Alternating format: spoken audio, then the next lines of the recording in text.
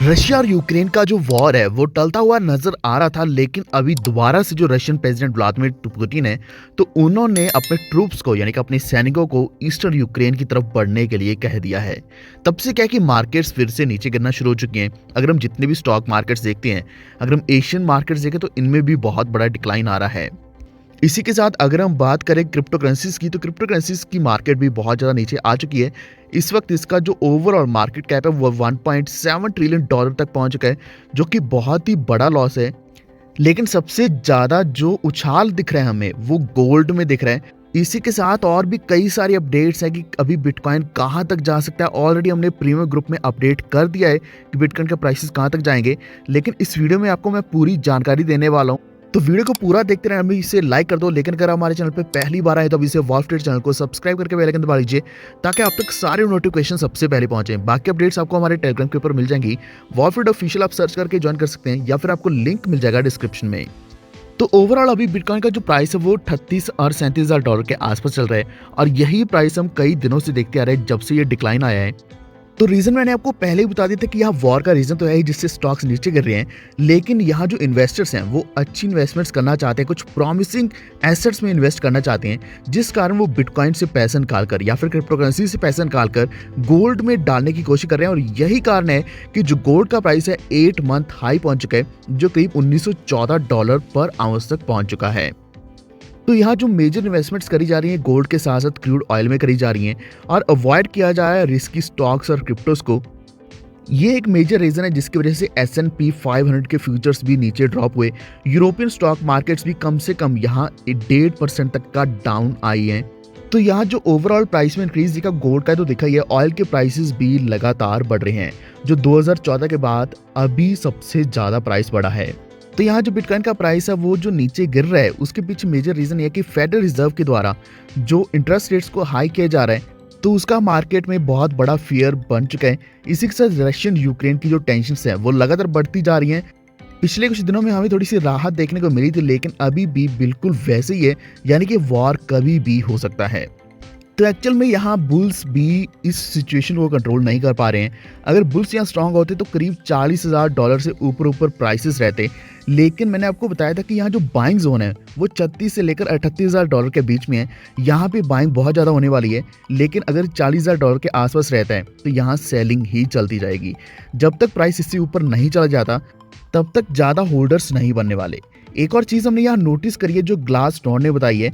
ये उन्होंने बताया कि जो बिटकॉइन की सप्लाई जो हेल्ड करी जा रही है, जो करीब आधे साल से भी ज़्यादा होल्ड कर रहे हैं इस बिटकॉइन को, तो वो सबसे ज़्यादा हो चुकी है, रिकॉर्ड हाई बन चुका है इस वक्त। इसी के साथ जो ऐसे लोग हैं जिन्होंने 10 साल से भी ज़्यादा टाइम हो चुका है जिन्होंने बिटकॉइन को होल्ड किया है, वो 12.6% की गिनती बन चुकी है, यानी कि 2.39 बिलियन BTCs बनते हैं। तो ओवरऑल होल्डर्स आज भी हम देख पा रहे हैं कि होल्डर्स अभी भी बहुत हैं। चाहे रिस्की एसेट्स में कोई इन्वेस्ट नहीं करना चाहता, लेकिन फिर भी हम देख पा रहे हैं कि होल्डर्स की जो एक होल्डिंग पावर है वो बहुत ज़्यादा स्ट्रॉन्ग है। एंड आई होप कि आपने भी होल्ड किया हुआ है। इस वक्त आपने कौन से बेस्ट कॉइन्स को होल्ड किया है, कृपया नीचे कमेंट करके ज़रूर बताना। बाकी अभी हम डिस्कस करने वाले कुछ और फैक्टर्स जो जिसके ऊपर डिपेंड करते हैं कि मार्केट ऊपर या नीचे जा सकती है।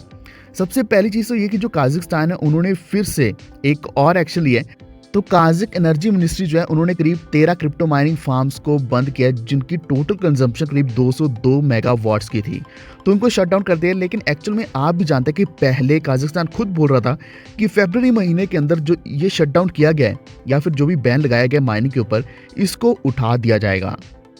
तो वहाँ जितनी भी क्रिप्टो करेंसीज की माइनिंग करी जा रही है उसको एज ए इलीगल ही माना जा रहा है, और इसी के साथ प्लांट्स को लगातार शट डाउन भी किया जा रहा है।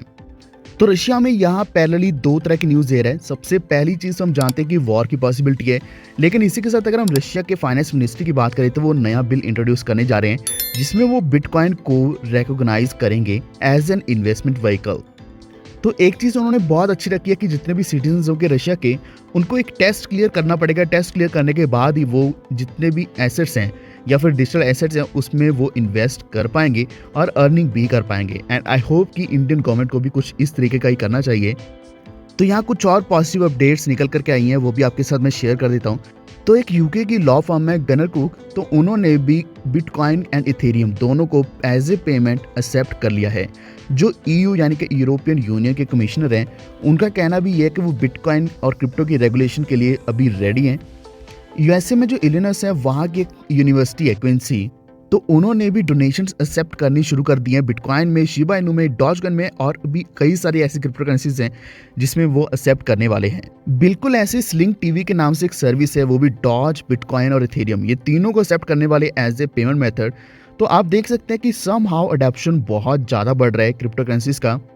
क्योंकि अभी अगर हम बात करें दुबई की, तो दुबई में एक डॉज थीम बर्गर रेस्टोरेंट खुला है जहां डॉज कॉइन को टू द मून ले जाने की बात करी जा रही है। तो हमेशा चाहे मून पे पहुंचा नहीं है, लेकिन हर जगह पे बात जरूर करी जाती है डॉज कॉइन की।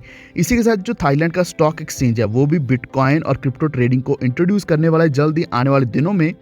एंड सबसे बड़ी चीज़ जो मैंने नोटिस करी है वो ये है कि जो एल सैल्वाडोर है, क्योंकि वहाँ बिटकॉइन एक्सेप्ट किया जा रहा है, अडॉप्ट किया जा चुका है, तो वहाँ टूरिज्म 30% से भी ज़्यादा बढ़ चुका है। क्योंकि वहाँ ऐसे बहुत से इन्वेस्टर्स, ट्रेडर्स आ रहे हैं जो बिटकॉइन के द्वारा वहाँ पेमेंट्स कर पा रहे हैं और क्रिप्टो करेंसीज का मज़ा भी उठा रहे हैं। यानी कि वहाँ बहुत ही आसान हो चुका है क्रिप्टो करेंसीज में पेमेंट करना।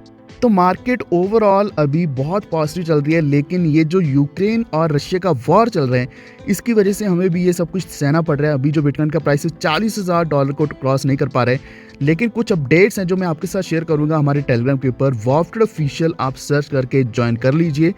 तो बिटकॉइन का नेक्स्ट मूव क्या हो सकता है ये नीचे कमेंट आप भी ज़रूर करना, एंड मैं भी अपनी अपडेट्स टेलीग्राम के ऊपर शेयर करता रहूँगा।